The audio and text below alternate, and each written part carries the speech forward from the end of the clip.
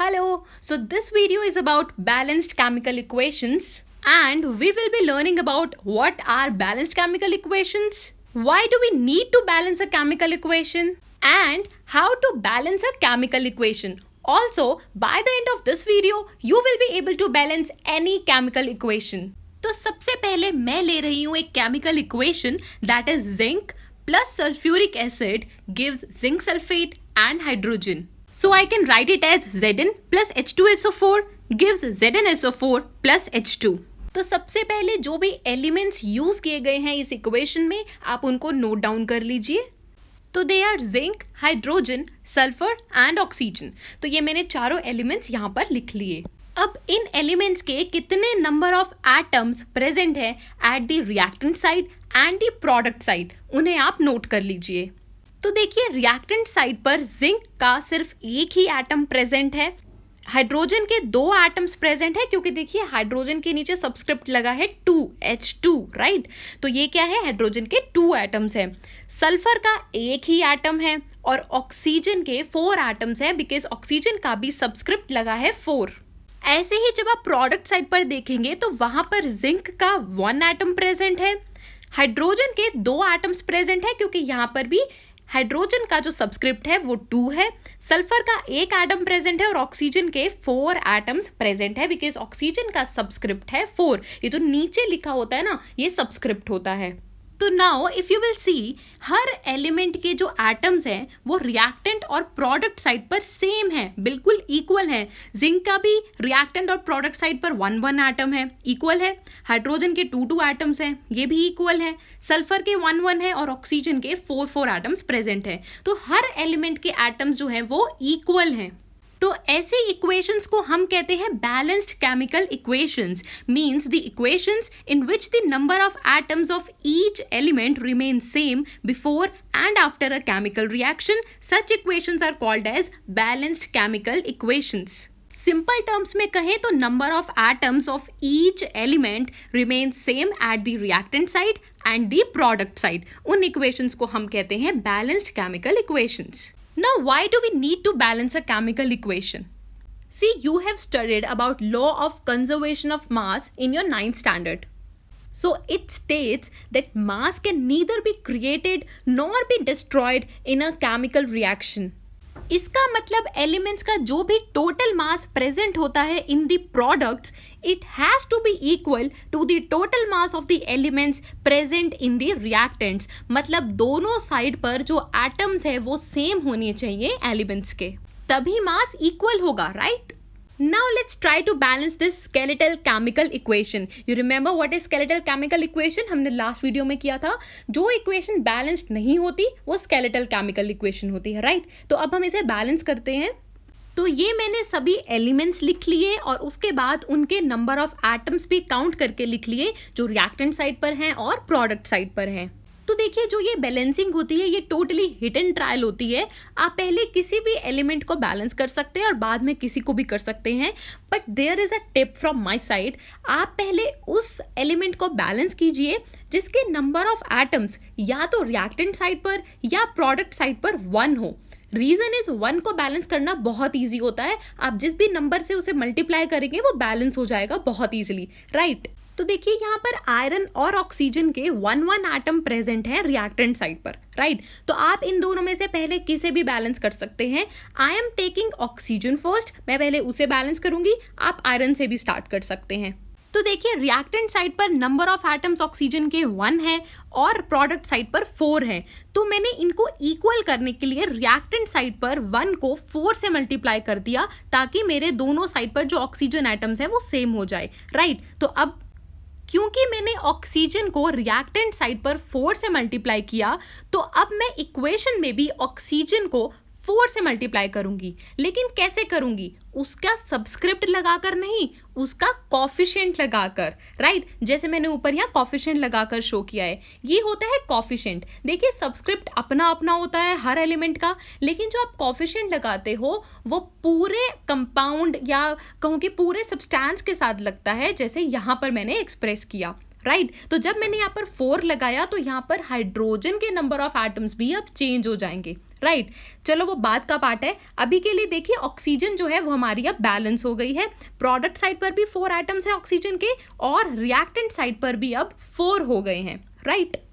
तो देखिए ऑक्सीजन तो मेरी बैलेंस हो गई, लेकिन जैसा मैंने अभी बोला कि जो हाइड्रोजन है उसके एटम्स अब चेंज हो गए हैं। वाई? क्योंकि जब मैंने 4 लगाया था तो वो पूरे H2O के साथ लगा था, राइट। जैसे उसने O के एटम्स को चेंज किया ऐसे ही वो हाइड्रोजन के नंबर ऑफ एटम्स को भी चेंज करेगा, राइट। तो अब मेरे पास नंबर ऑफ एटम्स कितने हो गए हैं हाइड्रोजन के एट द रिएक्टेंट साइड, तो दैट विल बी 4 into 2, ये मल्टीप्लाई होंगे आपस में, राइट। तो 4 into 2 that is equal to 8। तो अब मेरे हाइड्रोजन एटम्स रिएक्टेंट साइड पर हो गए हैं 8, राइट। तो अब इसे बैलेंस करने के लिए मैंने प्रोडक्ट साइड पर हाइड्रोजन को मल्टीप्लाई कर दिया है 4 से, राइट। 2 एटम्स ऑलरेडी प्रेजेंट थे तो 2 into 4 विल बी 8। तो मैंने 4 से मल्टीप्लाई किया था बैलेंस करने के लिए, तो मेरा जो कॉफिशिएंट है वो भी क्या होगा, 4 होगा। तो मैंने H2 के आगे कॉफिशिएंट लगा दिया 4, राइट। तो अब मेरा हाइड्रोजन भी बैलेंस हो चुका है because 4 into 2 that is 8 atoms हो गए हैं हाइड्रोजन के प्रोडक्ट साइड पर भी। अब रह गया है आयरन, जिसका एटम रिएक्टेंट साइड पर सिर्फ 1 है और प्रोडक्ट साइड पर उसके एटम्स है 3। तो इसे बैलेंस करने के लिए अब मैं क्या करूंगी, मैं रिएक्टेंट साइड पर मल्टीप्लाई करूंगी 3 से बिकॉज 1 into 3 इज 3, राइट। तो मेरा कॉफिशिएंट आयरन के आगे क्या लग जाएगा अब, 3। तो अब मेरा आयरन भी बैलेंस हो चुका है। अब आप इसे एक बार इक्वेशन को क्रॉस चेक कर सकते हैं कि क्या सारे एलिमेंट्स जो हैं उनके एटम्स इक्वल हैं दोनों साइड पर, क्या ये इक्वेशन बैलेंस्ड है या नहीं है, right. So this is a balanced chemical equation and this is how you balance a chemical equation.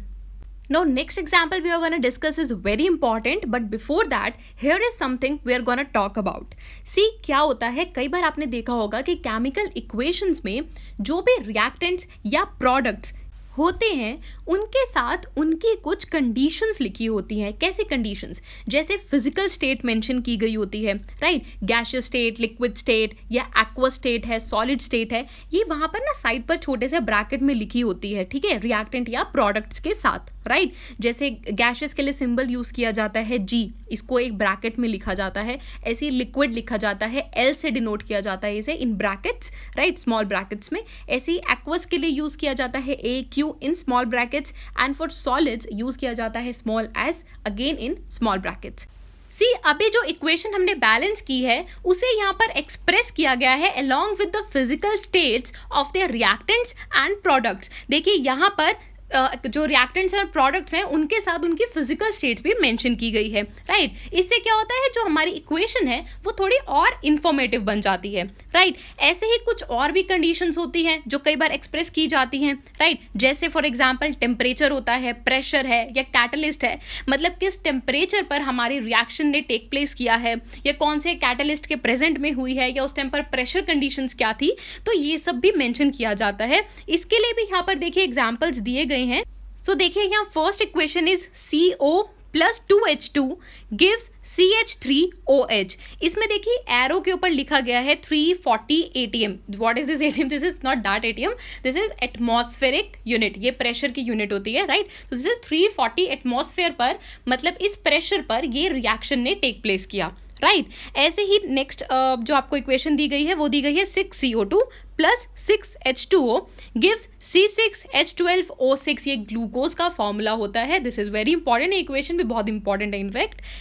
Plus 6O2, ये जो इक्वेशन है इफ यू रिमेंबर ये फोटोसिंथेसिस का प्रोसेस होता है, राइट। तो ये जो प्रोसेस होता है ये in the presence of sunlight and chlorophyll होता है। तो वही कंडीशंस यहाँ पर मेंशन की गई है। By the way in equations को आप लर्न भी कर लीजिएगा क्योंकि कई बार आपसे एग्जाम्पल्स भी पूछ लिए जाते हैं एग्जाम में, राइट। तो वहाँ पर आप इनको मेंशन कर सकते हैं, वहाँ पर लिख सकते हैं। तो ये जो कंडीशंस होती हैं जो हम ये लिखते हैं ये थोड़ी हमारी इक्वेशंस को और भी ज़्यादा इंफॉर्मेटिव बना देती है, राइट। लेकिन अनलेस बहुत ज़्यादा नेसेसरी हो हम इनको जनरली मेंशन नहीं करते। जब बहुत नेसेसरी कंडीशंस कुछ ऐसी होती हैं जिनको मेंशन करना बहुत ज़रूरी होता है, सिर्फ उनको हम मेंशन करते हैं, right. So now we are going to balance a very important chemical reaction, that is decomposition of lead nitrate to lead oxide and nitrogen dioxide and oxygen. Decomposition क्या होता है अभी आप आगे पढ़ने वाले हैं, आप इस रिएक्शन को भी अभी आगे पढ़ेंगे, राइट। तो अभी हमारा एजेंडा है बैलेंस करना। So I have already written the elements here. Lead, ये जो पीबी है ये लेड का सिंबल होता है, नाइट्रोजन एंड ऑक्सीजन। तो देखिए लेड का यहाँ पर रिएक्टेंट साइड पर और प्रोडक्ट साइड पर 1 एटम प्रेजेंट है। अब देखिए नाइट्रोजन के रिएक्टेंट साइड पर 2 एटम्स हैं। देखिए कैसे, जो ये NO3 लिखा है इसका होल ट्वाइस किया गया है। अगर आप सिर्फ NO3 को देखें तो नाइट्रोजन का एक एटम है, लेकिन क्योंकि होल ट्वाइस किया गया है तो ये जो ब्रैकेट लगा के नीचे 2 सबस्क्रिप्ट लिखा है ये N मतलब नाइट्रोजन और ऑक्सीजन दोनों के साथ है। मतलब अगर ब्रैकेट के बाहर कोई सबस्क्रिप्ट लगाया गया है तो ब्रैकेट के अंदर जितने भी एलिमेंट्स प्रेजेंट होते हैं वो सबके साथ लगता है, राइट। तो रिएक्टेंट साइड पर नाइट्रोजन के 2 एटम्स हैं और प्रोडक्ट साइड पर नाइट्रोजन का सिर्फ 1 एटम है। ऐसे ही ऑक्सीजन के एटम्स रिएक्टेंट साइड पर हो जाएंगे 6। How? Like 3 × 2 that will be 6। और प्रोडक्ट साइड पर देखिए जो ऑक्सीजन है वो डिस्ट्रीब्यूटेड फॉर्म में है, मतलब अगर 3 प्रोडक्ट्स हैं तो तीनों प्रोडक्ट्स में देखिए ऑक्सीजन आपको मिल रही है, राइट। तो दैट विल बी 1 + 2 + 2।